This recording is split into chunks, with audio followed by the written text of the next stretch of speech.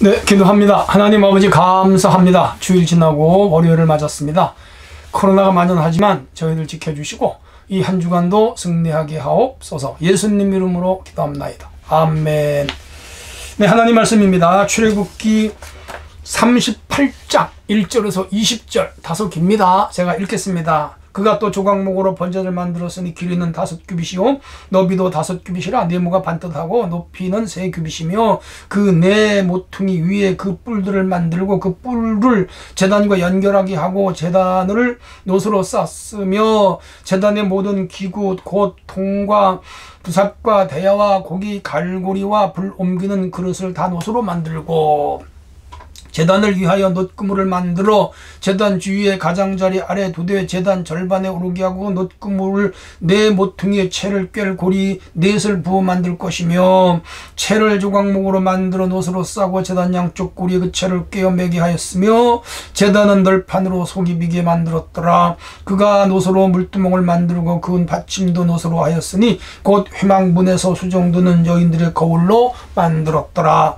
그가 또 뜰을 만들었으니 나무로 뜰의 남쪽에는 세 마포 포장이 100규빗이라 그 기둥이 20이며 그 받침이 20이니 노시오 기둥의 갈고리와 가름대는 은이며 그 북쪽에도 100규빗이라 그 기둥이 20이며 그 받침이 20이니 노시오 기둥의 갈고리와 가름대는 은이며 서쪽의 포장은 50규빗이라 그 기둥이 열이요 받침이 열이며 기둥의 고리와 가름대는 은이며 동으로 동쪽에는 50규빗이라 문 이쪽의 포장이 15규빗이요 그 기둥이 셋이요 받침이 셋이며 문 저쪽도 그와 같으니 뜰 문 이쪽 저쪽의 포장이 15규빗이요 그 기둥이 셋씩 받침이 셋씩이라 뜰 주위의 포장은 세마포요 기둥 받침은 노시요 기둥의 갈고리와 가름대는 은이요 기둥 머리 싸기는 은이며 뜰의 모든 기둥의 은가름대를 꿰었으며 18절 뜰의 휘장문을 청색 자색 홍색 실과 가늘게 꼰 베실로수를 놓아 짜았으니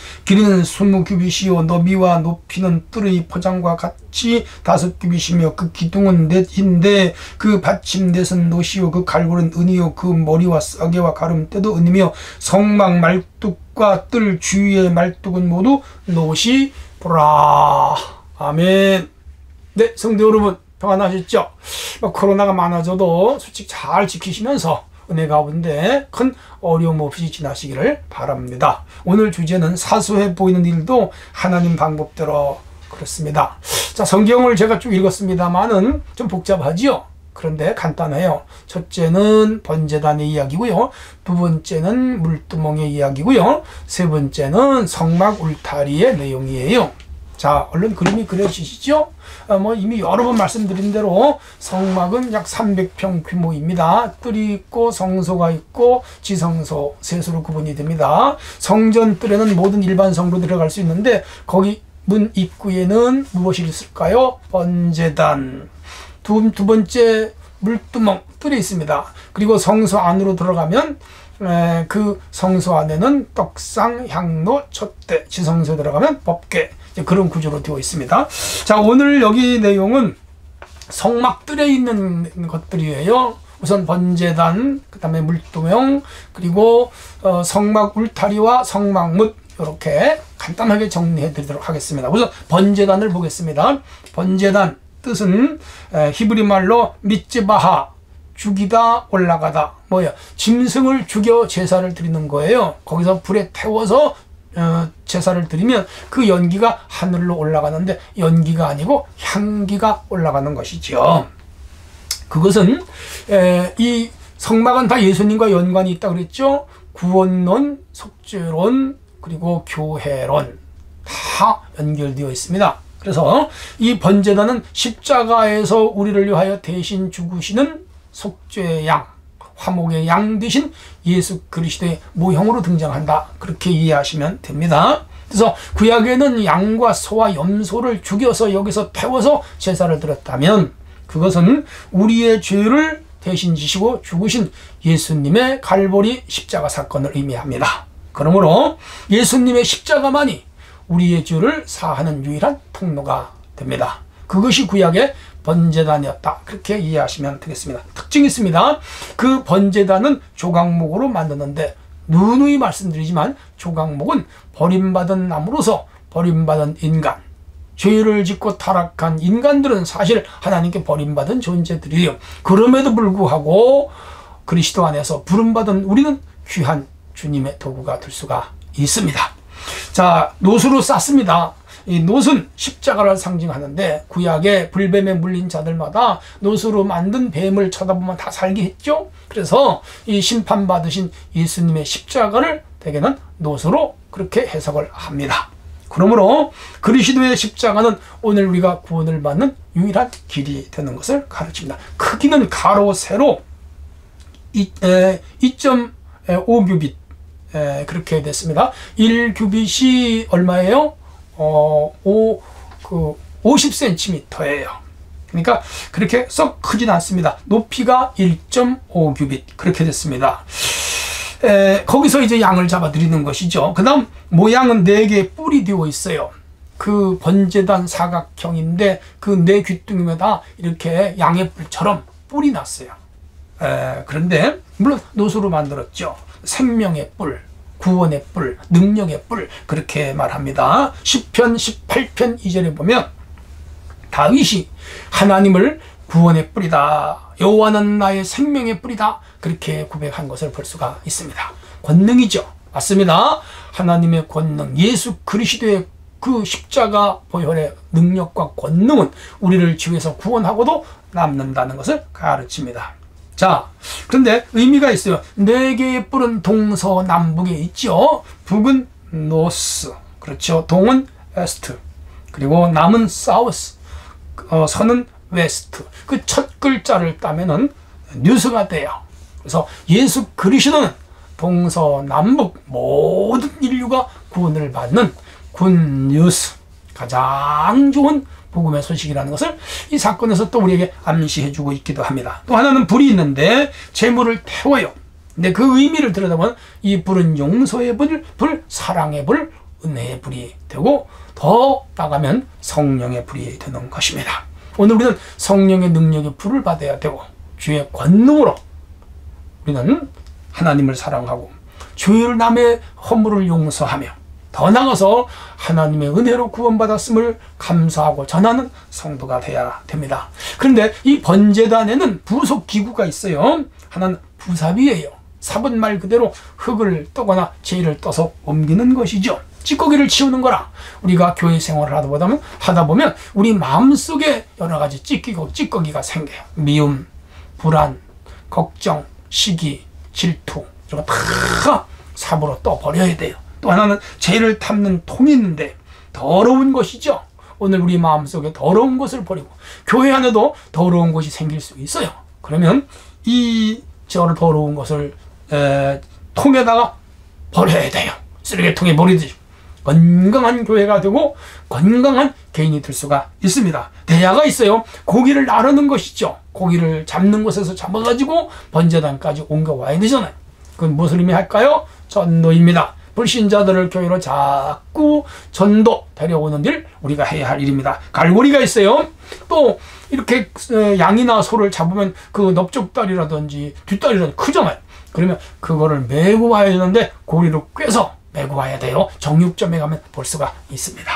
자, 그것도 전도를 의미해요. 불신자를 주님의 교회로 자꾸 데려와야 된다. 화로가 있어요.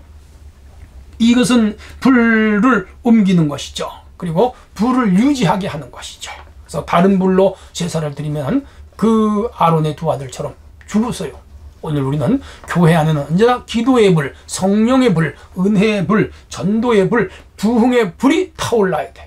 오늘 우리가 주님 교회의 불씨의 역할을 해야 될 줄로 믿습니다. 이것이 번제단이에요. 또 하나는 물두멍인데 물두멍 재료는 놋으로 만들어요. 전에 한번 말씀드렸어요. 여인들이 각각 자기의 거울을 바쳤는데 그때의 거울은 놋거울이에요. 놋은 늘 말씀드리지만 십자가를 상징합니다. 우리 죄를 씻는 곳은 예수 그리스도 외에는 없습니다. 그래서 주님 앞에 나와 회개해야 돼요. 보혈의 공로, 십자가의 공로를 의지하고 고백할 때 우리 죄를 씻어 주십니다. 물두멍의 내용은 용서받은 성도가 매일 무슨 용서를 받았죠? 원죄를 용서받은 우리는 매일 자범죄를 고백하여 용서받아야 할 것을 가르칩니다. 그래서 이 번제단의 제사는 원죄를 사하는 원리라면, 물두멍에서 씻는 것, 수족을 씻는 것은 자범죄를 용서받는 원리를 우리에게 일깨우고 있습니다. 성도 여러분, 우리는 자범죄와 원죄를 다 용서받음으로 구원받은 자들입니다. 확신을 가지고 천국 시민으로서 자부심을 갖는 성도들이 되시기를 바랍니다. 물두멍의 위치는 성소와 지성소 사이에 있게 하고, 거기서 씻는 사람은 성결해야 되는데 교회는 늘 성결해야 되고 성도들의 마음 역시 성결하고 청결해야 됩니다. 그런가 하면 물두멍의 결과는 성소에 들어가는 자는 수족을 씻고서만 들어갈 수가 있습니다. 성산에 오를 자는 손이 깨끗한 자여야 된다고 시편 15편에서 말씀을 하고 있죠. 그리고 이 성결한 자들은 능력을 얻으며 성결한 자들은 마귀가 왔다가 일곱 길로 도망가는 역사가 일어납니다. 물두멍, 이렇게 중요한 의미를 지니고 있음을 기억하고, 우리는 세례로 죄 용서를 받고 더 나아가서 이제 성령의 능력, 성령의 불세례를 받아서 성결하게 되는 놀라운 역사들이 우리 성도의 삶 속에 일어나야 될 줄로 믿습니다. 하나 더 말씀드리면, 울타리가 여기 또 나온다 그랬죠? 울타리 모양, 예서 말씀드리면 동선은 각각 이 동은 6개, 동쪽에는 6개, 서쪽에는 10개, 16개예요.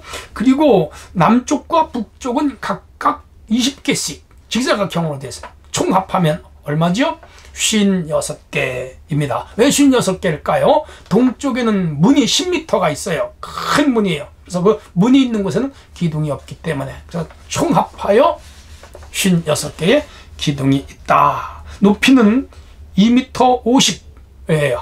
상당히 높죠? 우리 키 대략 한 1m 80에서 2m 잡는다면 더 높아서 밖에서 안을 들여다볼 수 없도록 그런 구조를 가지고 있습니다. 울타리의 재료는 놋으로 만든 놋기둥. 자, 위에서 말씀드렸죠? 놋은 뭐예요? 심판을 의미하는데, 놋뱀이 바로 심판을 상징해요. 그래서 놋뱀을 쳐다보는 자는 살더라. 심판은 누가 심판을 받았죠? 예수님이 십자가에서 우리 대신 심판을 받았어요. 그러므로 우리의 힘으로 구원받는 것이 아니라 나를 대신 심판받고 죽으신 예수님을 바라봐야 구원을 받는다는 원리를 놋기둥에서 또 우리에게 가르쳐 주시고 있습니다.